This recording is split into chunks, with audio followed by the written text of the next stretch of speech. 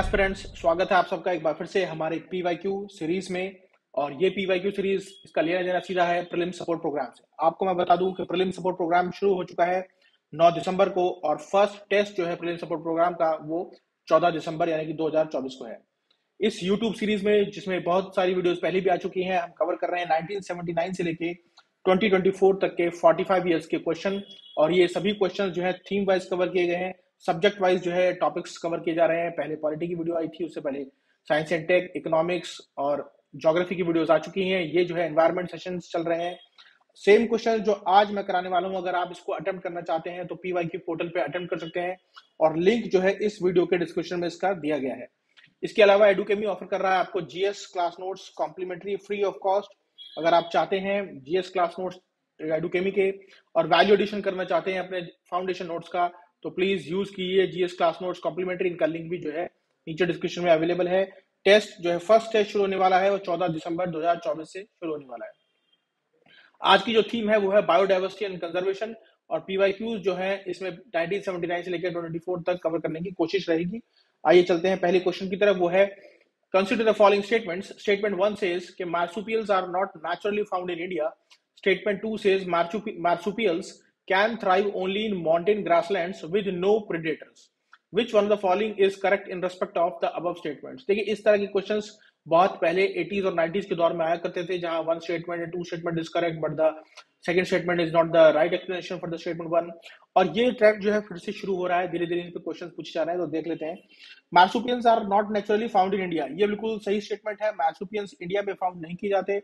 In fact marsupials अगर आपको दिखेंगे तो कहीं ऑस्ट्रेलिया में दिखेंगे या गिनी में दिखेंगे और कहीं कहीं जो है आपका अमेरिका में भी देखने को मिले हैं। और जो मार्सुपियल्स के एग्जांपल हैं आप अच्छी तरह जानते हैं, जैसे आपका कंगारू हो गया या फिर कोआलास, वालाबीज, ठीक है। इस तरह के बहुत सारे जो एनिमल्स हैं वो मार्सुपियल्स की कैटेगरी में आते हैं। ये वो हैं जो एक जिनकी बॉडी में एक पाउच होता है और अपने न्यू यंग वंस को जो है वो अपने पाउच के अंदर रखते हैं। Marsupials can thrive only in mountain grasslands with no predators.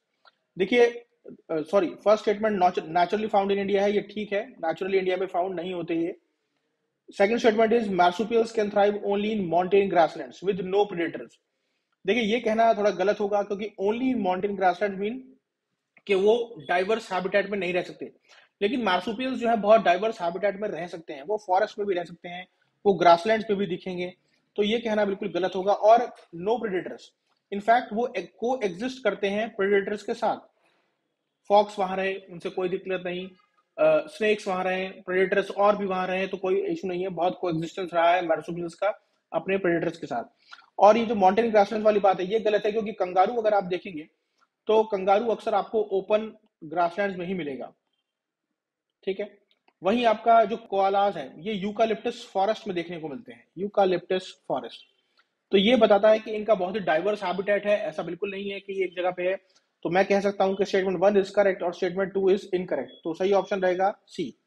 आगे चलता हूं अपने अगले क्वेश्चन की तरफ, जो है second question. Invasive species specialist group that develops global invasive species database belongs to which one of the following organisations.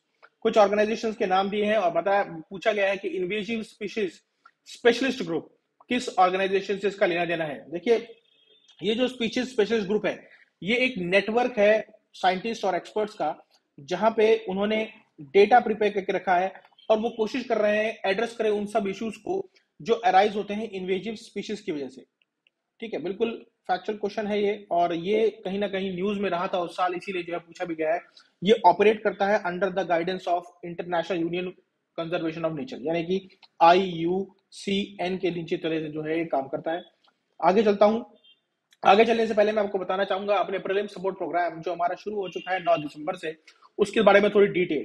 देखिए इसमें जो है प्रैक्टिस टेस्ट कराए जाएंगे, एनालिसिस शीट होगी आपकी, जिसमें आपको जो है पूरा का पूरा पता चलेगा कि कैसे क्वेश्चंस पूछे गए, किस ट्रेंड को जो है फॉलो किया गया है। मैराथन सेशंस होंगे जिसमें हमारी कोशिश रहेगी कि आपको खुद को ट्रेंड पकड़ने की जो है जो जिज्ञासा आपके अंदर है कि कैसे ट्रेंड को पकड़ा जाए, वो ट्रेंड पकड़ने के लिए हम आपको बताएंगे कि आप खुद से जो है कैसे ट्रेंड पकड़ सकते हैं।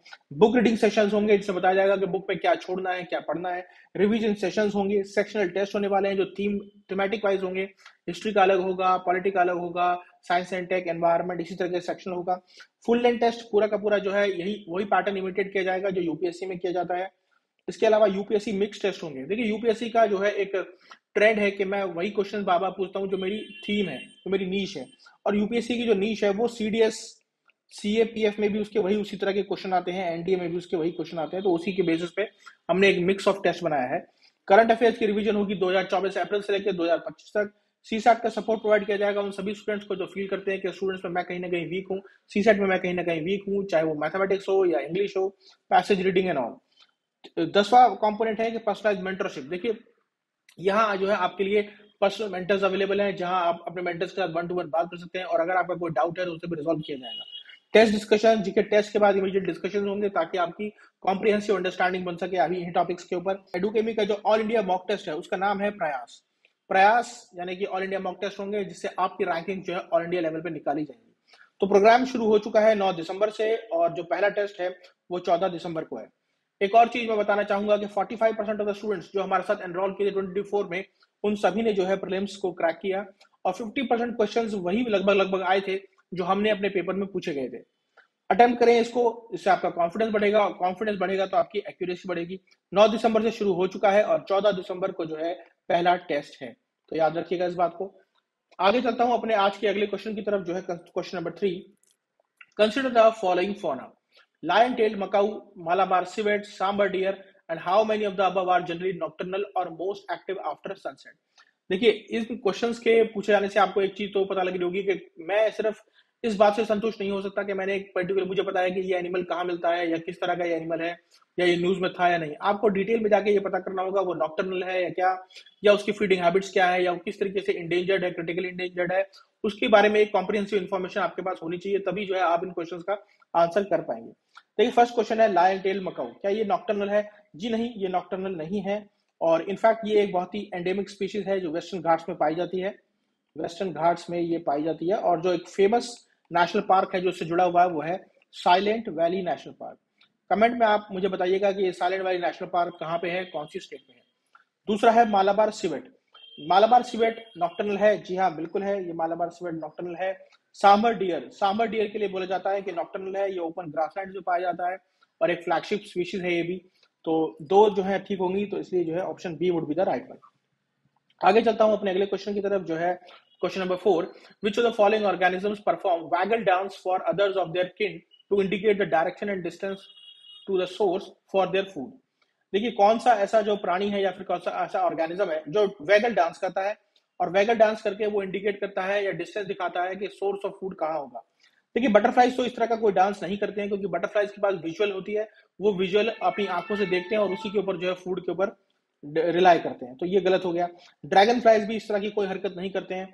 हनी बीज इस तरह का वैगल डांस करते हैं। वैगल डांस जब ये करते हैं, सपोज इसमें एक तरह का इंडिकेशन ये लोग देते हैं कि कहीं हमारे पर्टिकुलर डायरेक्शन में फूड है, और वो जो आपका फूड है वो एक्सेस ऑफ वर्टिकल, यानी कि वर्टिकल एक्सेस में जिस एक्सेस पे वो डांस कर रहे होंगे, वही वो मेट्स को, अपने जो दोस्त है उनको जो है इशारा कर रहे होंगे कि इस पर्टिकुलर डायरेक्शन में हमें फूड मिलेगा। इसके अलावा एक राउंड डांस भी होता है इनका।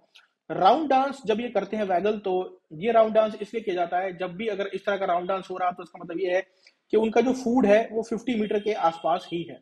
ठीक है। वैस्प भी ऐसा कोई डांस नहीं करता है, इसको बेसिकली नॉर्थ इंडिया में ततैया कह के बोल देते हैं, ये भी कोई डांस नहीं करता है। तो बेस्ट ऑप्शन जो है हनी बीज है। ठीक है, अगर चलते हैं अपने अगले क्वेश्चन की तरफ, जो है क्वेश्चन नंबर 5।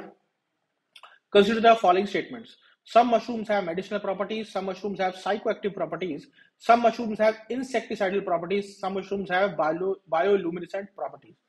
देखिए इस तरह का जब सम लिखा होता है, अक्सर क्वेश्चन में ऐसा मैंने देखा है एनवायरमेंट के, तो खासकर कि या तो ऑल 4 करेक्ट होंगे या ऑल 4 जो है इनकरेक्ट होंगे। तो अगर गेस कर सकते हो तो इसी के बेसिस पे गेस भी कर लेना, वैसे अगर स्टेटमेंट पता है तो अच्छी बात है। देख लेते हैं। सम मशरूम्स है मेडिसिनल प्रॉपर्टीज, जी हाँ मशरूम्स के अंदर मेडिसिनल प्रॉपर्टीज होती हैं, ये बात सच है। एंटी कैंसरस प्रॉपर्टीज के लिए भी जाना जाता है, एंटी इन्फ्लेमेटरी, एंटीऑक्सीडेंट्स भी होते हैं इनके अंदर, तो वही सब जो है आपका मेडिसिनल प्रॉपर्टीज है। सम मशरूम्स हैव साइकोएक्टिव प्रॉपर्टीज, ये बात बिल्कुल ठीक है कि कुछ ऐसी मशरूम भी पाई गई हैं जो आपका मूड चेंज कर देती हैं, इसलिए वो साइकोएक्टिव है। और मूड से यहाँ मतलब है कि अगर उन्हें खाया जाए तो डिप्रेशन भी जो है उससे कम होती है। ठीक है, तो ये स्टेटमेंट बिल्कुल ठीक है। सम मशरूम्स हैव इंसेक्टिसाइड प्रॉपर्टीज, ये भी बिल्कुल ठीक है, क्योंकि मशरूम्स को एज अ फंगाई भी यूज किया जाता है, और आप कह सकते हैं कि ये एक बायो कंट्रोल मेथड भी है इंसेक्टिसाइड्स को कंट्रोल करने का। And some mushrooms have bioluminescent properties, ये भी बिल्कुल ठीक है। कुछ ऐसी मशरूम्स हैं जो लाइट दिखाती हैं, जो लाइट एमिनेट करती हैं, और लाइट एमिनेशन का मतलब ये है कि वो अट्रैक्ट करती हैं इंसेक्ट्स को अपनी तरफ। तो ये चारों ही पॉइंट जो है ठीक है, इसलिए इसका आंसर आएगा ऑल फोर। ठीक है, चलते हैं अगले क्वेश्चन की तरफ, जो है question number 6। Consider the following statements regarding the Indian squirrels. First is they build nests by making burrows in the ground. They store their food material like nuts and seeds in the ground, and they are omnivorous. How many of the statements are correct? देखिए, Indian squirrel पहली statement दी है कि वो nest build करते हैं by making burrows in the ground. देखिए, वो नेस्ट जरूर बिल्ड करते हैं, ट्रीज के जो ट्विग्स हैं या लीव्स हैं उन सब का इस्तेमाल करके वो जो है अपना नेस्ट बिल्ड करते हैं, लेकिन बरोज नहीं बनाते, ग्राउंड में बरोज नहीं बनाते नेस्ट बिल्ड करने के लिए। तो ये स्टेटमेंट थोड़ा सा यहाँ पे कंफ्यूज करने के लिए है। हाँ, बरोज बनाते हैं, लेकिन वो बरोज जो बनाते हैं वो नेस्ट के लिए नहीं बनाते, वो नेस्ट जो है अपना हमेशा ट्रीज, ट्विग्स और लीव्स का ही बनाते हैं। Next is they store their food material like nuts and seeds in the ground, ये बिल्कुल ठीक बात है। और कई बार कार्टून भी अगर बच्चे देखते हैं तो उन्होंने भी देखा होगा कि स्क्विरल जो है अपने फूड को, अपने नट्स को, सीड्स को ग्राउंड के अंदर छुपा देती है कि कोई उसे खा ना जाए। तो ये ऐसा होता भी, और कई बार ऐसा होता है कि बहुत सारा जो उन्होंने नट्स या सीड्स छुपाया है उसे वो कंज्यूम भी नहीं करते, और वो बाद में जो है वो प्लांट्स और ट्रीज की फॉर्म ले लेता है। तो इस तरह से जो है इनका एक कॉन्ट्रीब्यूशन रहा है बायोडाइवर्सिटी को मेंटेन करने में भी। ऑमनीवरस, जी हाँ, ऑमनीवरस है, क्योंकि ये प्लांट और एनिमल सभी के फीड पर जो है आपका फीड कर लेते हैं। ठीक है, तो ये दो स्टेटमेंट ठीक है, तो ओनली टू मैं कहूंगा। क्वेश्चन नंबर 6 का आंसर है बी। आगे चलता हूं अपने अगले क्वेश्चन की तरफ, जो है question number 7। Which one of the following makes a tool with a stick to scrap insects from a hole in a tree और अ लॉग ऑफ वुड। ये पूछ रहा है कि कौन सा इसमें से ऑर्गेनिज्म ऐसा है जो टूल की तरह यूज करता है एक स्टिक को, स्क्रैप करता है, इंसेक्ट्स निकाल लेता है ट्री के होल से या किसी और लकड़ी के पीस से। देखिए, ये भी मैं कहूंगा कि कार्टून्स में आपने देखा होगा, ऑरेंगुटन ही ऐसा एक वो है। ऑरेंगुटन जो है प्राइमरली मिलता है आपका बोर्नियो में या फिर इंडोनेशिया के कुछ जंगल्स में, प्राइमरली यही देखा गया है। इसके अलावा ऑरेंगुटन के लिए कहा जाता है कि बहुत ज्यादा हाई आईक्यू रहता है इसका, बहुत कॉग्निटिव डेवलपमेंट है इसकी, और अक्सर आपने देखा होगा टूरिस्ट प्लेसेस पे भी ऑरेंगुटन का यूज किया जाता है कि फोटो क्लिक करने के लिए, या वो किसी टूरिस्ट या विजिटर के साथ ऐसे बैठा होता है जैसे वो उनका दोस्त हो, तो ऑरेंगुटन ही यूज होता है। और ये टूल यूज करता है, ये लकड़ी को टूल की तरह यूज करता है। अगर ट्री से उसे कुछ हनी निकालना है तो उसे निकाल लेगा खरोच खरोच के, या कुछ इंसेक्ट्स वगैरह निकालने हैं तो वो निकाल लेगा। इनफैक्ट अगर किसी पॉन्ड में या रिवर वाटर बॉडी में फिश भी घूम रही है तो वो लकड़ी का इस्तेमाल करके उसे भी वहां से निकाल लेगा। ठीक है, फिशिंग कैट भी जो है स्पेशलाइज्ड है कैट की फिशिंग, फिशेस को मारने के लिए, खाने के लिए, लेकिन वो किसी तरह का यूज नहीं करती है कोई टूल या फिर कोई भी लकड़ी। स्लॉथ बियर भी कोई लकड़ी वकड़ी कुछ इस तरह का इस्तेमाल नहीं करता है, इनफैक्ट वो अपने नाखूनों का इस्तेमाल करता है इस तरह से कुछ भी खाने के लिए। ऑटर भी इस तरह का कोई इस्तेमाल नहीं करता है, इनफैक्ट ऑटर को नॉर्थ इंडिया में बोल देते हैं ऊत बिलाऊ। ठीक है, ऊत बिलाऊ नाम का एक जानवर होता है, जरा देख लीजिएगा एक बार तो अच्छी तरह से आपका पता लग जाएगा। ठीक है, question number 7 is done, answer is B. आगे चलते हैं अपने क्वेश्चन नंबर 8 की तरफ, वो है certain species of which on the following organisms are well known as cultivators of fungi. देखिए, इन सब में से कौन ऐसा है जो फंगाई को कल्टीवेट करता है?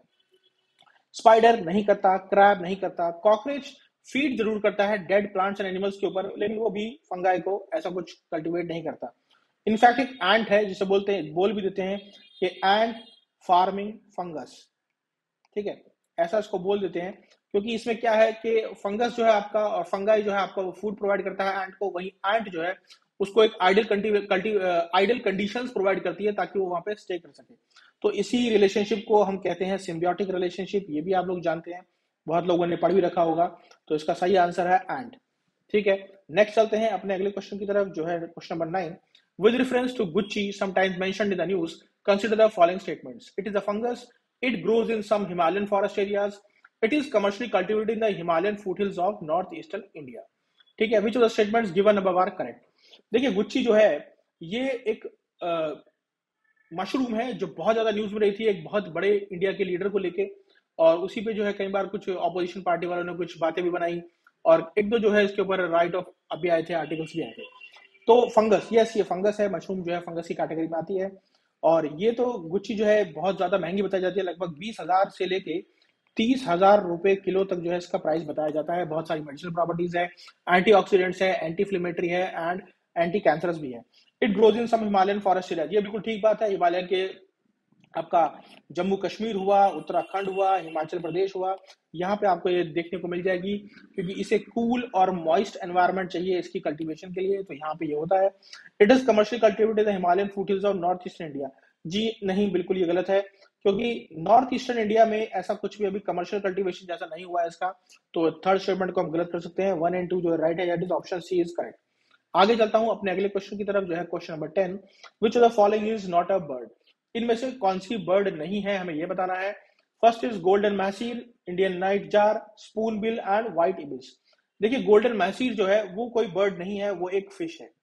और ये फिश जो है जानी जाती है कि अक्सर इंडिकेटर स्पीशीज भी बोल देते हैं, क्योंकि ये इंडिकेटर है कि कोई पर्टिकुलर रिवर कितनी पॉल्यूटेड है, कि उसमें पॉल्यूशन है या नहीं। इंडिया की कुछ रिवर्स में भी पाई गई है और साउथ एशिया की भी काफी रिवर्स में पाई गई है। ठीक है, वहीं इंडियन नाइट जार ये एक बर्ड है, ये अक्सर जो है एग्रीकल्चर फील्ड्स में या फिर ओपन फील्ड्स जहां पे होती हैं वहां देखने को मिलती है। स्पून बिल भी एक बर्ड है जो अक्सर वेटलैंड्स के आसपास देखने को मिलती है। और व्हाइट इबीस जो है ये भी एक बर्ड है, मैनग्रोव्स के जो जंगल होते हैं वहां अक्सर देखने को ये मिलती है। तो ऑप्शन ए जो है इसका करेक्ट होगा, क्योंकि ऑप्शन ए ही है जो ये कहता है कि ये बर्ड नहीं है।